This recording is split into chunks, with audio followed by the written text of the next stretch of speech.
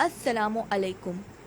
मैं हाजिर हूँ अर्तुल गाजी एपिसोड्स की रिव्यूज़ सुनाने के लिए। 2 एपिसोड्स की रिव्यूज़ देने जा रही हूँ, episode 45 and 46। So please support us by liking, sharing our videos and subscribing to our channel and hit the bell icon so that you never miss when we post.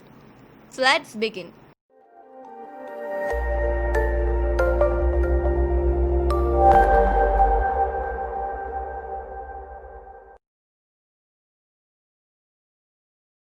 Episode 45 की शुरुआत होती है। इसमें दिखाते हैं कि खाने के लिए सब बैठते हैं, यानी कि गोकची और सलजान और अर्तुरुल, गुंदुक्तू वगैरह। वहीं पर ही दिले दमीर, आइकस और पीछे से हलीमा भी आ जाती है। ये देख के गोकची और सलजान हैरान हो जाते हैं कि अच्छा ये 3 चमचे इनके लिए थी, और फिर वो लोग आके बैठ जाते हैं। वहीं पर ये हाइमा खातून और सुलेमान शाह भी आ जाते हैं और फिर सब हाइमा खातून और सुलेमान शाह को सलाम करने के बाद खाना शुरू करते हैं। फिर सुलेमान शाह अपनी स्पीच देते हैं। वो स्पीच में गुंदुक्तू और अर्तुल को बोलते हैं कि गुंदुक्तू, मैं तुम्हें एक काम सौंपता हूँ। वो काम ये है कि तुमने इस काई कबीले में रोजमर्रा के कामों में हिस्सा लेना है और सब चीज़ों का ध्यान रखना है। ये जिम्मेदारी तुम्हारी कि तुम काई कबीले में हर चीज़ों का ध्यान रखो। और अर्तुल, मैं तुम्हें ये सौंपता हूँ कि तुम हमारे दुश्मनों में यानी कि सलेबी और मंगोलों से लड़ोगे, हमारे काई कबीले की हिफाजत करोगे। फिर हलीमा सुलेमान शाह से कहती हैं कि आपकी इजाज़त हो तो मैं कुछ बोलना चाहती हूँ। अपने रियासत से गद्दारी करने वाले बाप की नहीं, इस कबीले की बेटी बनना चाहती हूँ। ये सुन के अर्तुल हलीमा को देख के बहुत ज़्यादा खुश हो जाता है और गोकची और सलजान भी गुस्से से हलीमा को देख रही होती हैं और अर्तुल को भी। फिर हलीमा सुलेमान शाह से कहती है, और इस कबीले के लोगों में ज़िंदगी गुजारना चाहती हूँ मैं। और वहीं सलजान बोलती है हलीमा से, अर्तुल और गोकची के निकाह में आपकी शमूलियत हम सब के लिए बाइस मुसरत होगी हलीमा सुल्तान। ये सुन के हलीमा का मुंह बन जाता है, यानी कि वो दुखी हो जाती है और अर्तुल को भी गुस्सा आता है। वो फौरन से सलजान को देखता है गुस्से से और गोकची को। सुलेमान शाह को भी गुस्सा आ जाता है। वहीं पर ही सुलेमान शाह का मुहाफिज आता है और उनसे कहता है कि सरदार अफसन पाशा और यकित आपसे मिलने आए हैं। सुलेमान शाह कहते हैं कि हाँ, उसे अंदर बुलाओ। और फिर अफसन पाशा और यकित अंदर आते हैं। हलीमा यकित को देख के खुश हो जाती है और उससे गले मिलती है। उसके बाद अफसन पाशा वहीं खड़ा होता है। हलीमा उनसे पूछती है कि मेरे बाबा कहाँ हैं। अफसन पाशा बोलते हैं कि वो इस दुनिया में नहीं रहे। ये सुनकर हलीमा बहुत ही दुखी हो जाती है और कहती हैं ये कैसे हुआ। तो अफसन पाशा बताते हैं कि उनको मैंने अपने हाथों से दफनाया है। हलीमा ये सुन के रोते रोते दूसरे रूम में चली जाती है और वहाँ पर बहुत जोर से रोती है। फिर अर्तुरुल अफसन पाशा से पूछता है ऐसे कैसे हो गया। उसके बाद अफसन पाशा जवाब देते हैं कि सल्जूक रियासत की बेहतरी के लिए जो सही था वही हुआ है अर्तुल साहब। और फिर अर्तुल जाके हलीमा को दिलासा देते हैं। फिर अर्तुल तुर्गुत को लेने के लिए सफर के लिए निकलता है कि वहीं पर ही अफसन पाशा आ जाते हैं और उसे कहते हैं कि मैं भी तुम्हारे साथ चलना चाहता हूँ। ये बहुत ही मुश्किल है उस किले में जाना, क्योंकि वो सलेबियों का किला है और मैं उसके अंदर जा चुका हूँ। फिर अर्तुल अफसन पाशा से कहते हैं मैं किसी भी शख्स से मदद नहीं लूंगा जिसने मेरे साथियों के कातिल से हाथ मिलाया हो। और फिर काई कबीले में जुम्मे की नमाज की तैयारी होती है। सब वुजू करते हैं और नमाज के लिए तैयार होते हैं। इसके बाद दिखाते हैं कि उस्ताद आजम और उसके कुछ साथी एक जगह पर बैठे होते हैं। अपना रूप बदल के वहीं पर ही अलबर्गू आता है और उनसे कहता है कि कुर्तुगलू ने भेजा है मुझे। और उस्ताद आजम अलबर्गू से कहते हैं कि क्या हुआ, क्या गुंदुक्तू आ रहा है। अलबर्गू कहता है कि हाँ, लेकिन मैं आपको ये बताने नहीं आया। मैं आपको ये बताने आया हूँ कि काई कबीले में 2 मेहमान आए हैं जिनकी तलाश है आपको। उस्ताद आजम कहते हैं कौन है वो। तो अलबर्गू कहता है कि शहजादे यकित और इब्नुल अरबी, और एक और मेहमान आपकी तरफ आ रहा है, अर्तुरुल। इसके बाद दिखाते हैं काई कबीले में जुम्मे की नमाज हो रही होती है। सब लोग जुम्मे की नमाज पढ़ रहे होते हैं और नमाज पढ़ने के बाद इब्नुल अरबी एक बयान देते हैं।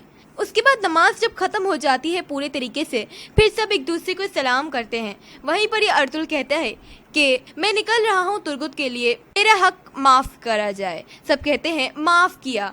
उसके बाद एक सिपाही, शहाबुद्दीन का एक सिपाही, एक संदूक लेकर आता है और कहता है हलब की तरफ से कासिम ने शहाबुद्दीन का ये संदूक भिजवाया है आपको देने के लिए। और फिर सुलेमान शाह कहते हैं खोलो इसे। जब सिपाही खोलता है तो उसमें शहाबुद्दीन का एक सर रखा हुआ होता है, यानी कि टाइटस ने जो उसका सर काटा था, यानी कि शहाबुद्दीन का सर काटा था, वो रखा हुआ होता है। ये देख के सब हैरान हो जाते हैं। अर्तुल को गुस्सा आ जाता है और वो कहता है मैं इसका बदला जरूर लूंगा। और फिर उसके बाद वो लोग सफर के लिए निकल जाते हैं और इब्नुल अरबी और सब लोग अफसोस करते हैं इसका। और फिर अर्तुल उसके साथ ही निकलते हैं सफर के लिए। वहीं पीछे से ही अफसन पाशा भी उनके पीछे पीछे छुप के आ रहा होता है।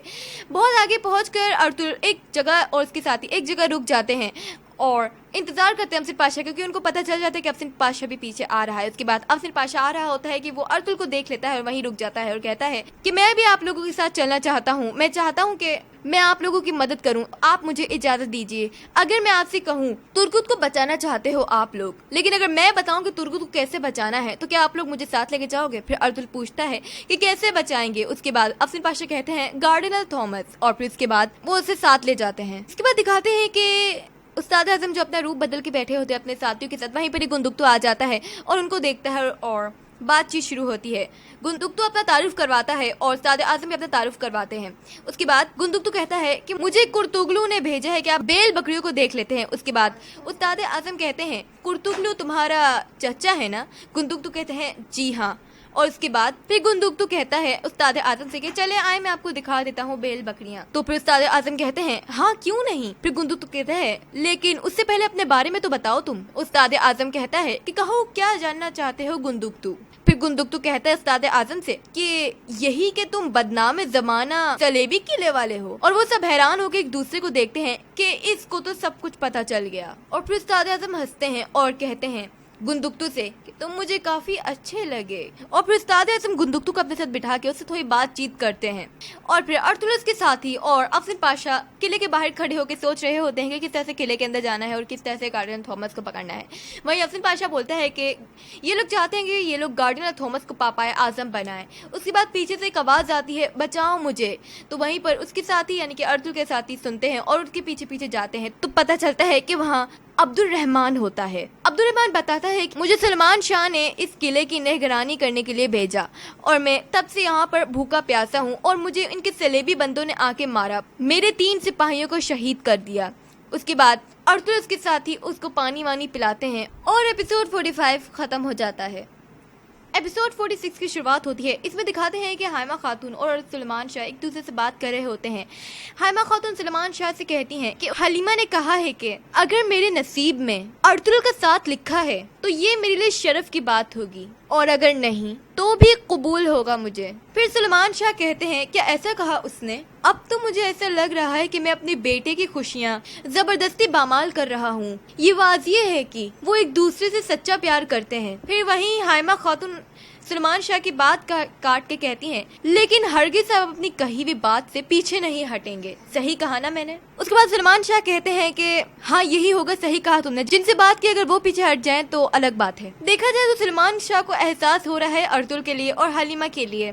मेरे ख्याल से वो अर्तुल को मना कर देंगे गोची के निकाह के लिए। अगले सीन में दिखाते हैं कि सलेबियों के महल यानी कि किले में दिखाते हैं कि गार्डिनर थॉमस अंताकिया जा रहा होता है। हर संडे को वो जाता है और वो निकलता है सफर के लिए। वो रास्ते में पहुंचता है कि उसे पेट में दर्द शुरू होने लग जाता है और वो खुले जंगल में चला जाता है जहाँ कोई ना हो। वहीं पर ही अर्तुल आ जाते हैं और फिर गार्डिनर थॉमस ये देख के वहां से भागने की करता है लेकिन अर्तुल उसे पकड़ लेता है और गार्डिनर थॉमस के मुहाफिजों को अर्तुल के साथ ही मार देते हैं। और अर्तुल अब्दुल रहमान को काई कबीले की तरफ भेजता है एक सिपाही के साथ और उससे कहता है कि बता देना कि हम लोग गार्डिनर थॉमस के साथ एक जगह पर रुके हुए हैं। और गार्डिनर थॉमस को पकड़ के ले जाते हैं। एक सिपाही को छोड़ देते हैं और उसको गार्डिनर थॉमस का लॉकेट हाथ में पकड़वा के किले भेजते हैं यानी कि उस्ताद आजम के पास कि हमने गार्डिनर थॉमस को पकड़ लिया है और तुम अब तुर्गुत को हमें दोगे। उसके बाद गार्डिनर थॉमस का सिपाही उस्ताद आजम के पास पहुंच जाता है, उस्ताद आजम को पूरी बात बताता है। उसके बाद उस्ताद आजम को गुस्सा आ जाता है और वो फिर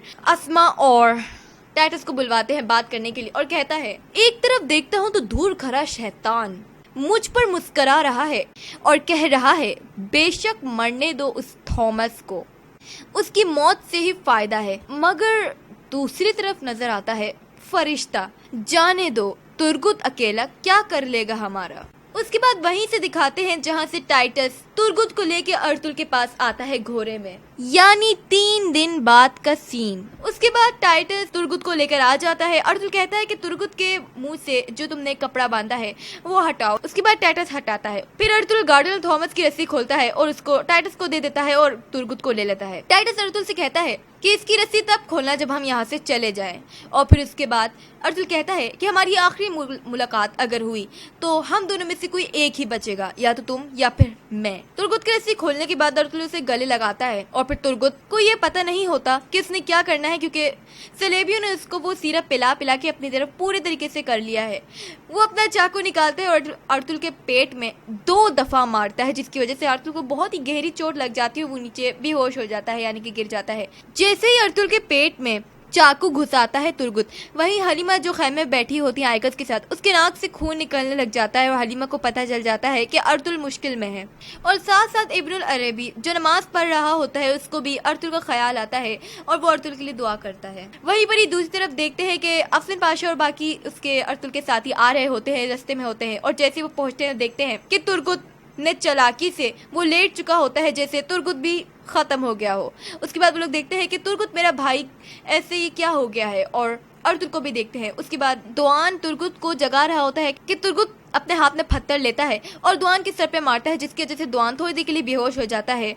और फिर तुर्गुत उठता है और अफसिन पाशा की तरफ जाता है। अफसिन पाशा का मुंह दूसरी तरफ होता है और वो उसके सर पे भी जोर से पत्थर मारता है। अफसिन पाशा दूर जाके गिर जाता है। उसके बाद वो बमसी को भी पेट में 2-3 मरतबा चाकू खुबाता है। वहीं पर ही दूसरी तरफ सारे सलेबी के बंदे आ जाते हैं। बहुत सारे सलेबी के बंदे होते हैं जो कि उस एक बंदे पे हमला करने आ रहे होते हैं, और बमसी भी हार नहीं मानता। पीछे से देखते हैं काई कबीले के कुछ लोग आ रहे होते हैं, यानी कि फिर लड़ाई शुरू हो जाती है। उसमें गुंदुक्तू भी होता है और बहुत ज्यादा फटा होता है। वहीं पर ही दुआन, बमसी और अफसिन पाशा भी जाग चुके होते हैं और टाइटस तुर्गुत को अपने साथ दोबारा ले जाता है। और फिर लड़ाई खत्म होने के बाद गुंदुक्तू अर्तुल के पास आता है, उसे जगाने की कोशिश करता है, लेकिन अर्तुल नहीं जागता क्योंकि उसकी तबीयत बहुत नाजुक होती है। और एपिसोड 46 खत्म हो जाता है।